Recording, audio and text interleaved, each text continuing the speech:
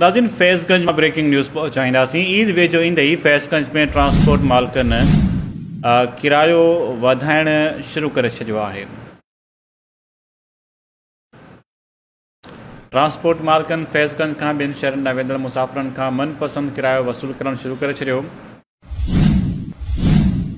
मुसाफ़िरनि जो चवणु आहे त हर साल ईद लाइ पंहिंजे इलाइक़े ॾांहुं वेंदा आहियूं। ट्रांसपोर्ट मालिकनि पारां किराया वधाया वञनि था। उनजे बावजूदि बि ट्रांसपोर्ट मालिकनि खां केरु बि पुछण वारो न आहे। ॿिए तरफ़ ट्रांसपोर्ट मालिकनि जो चवणु आहे त पेट्रोल ऐं डीज़ल जा अघ एतिरा त वधी विया आहिनि जो खेनि मजबूरीअ में किराया वधाइणा पवंदा।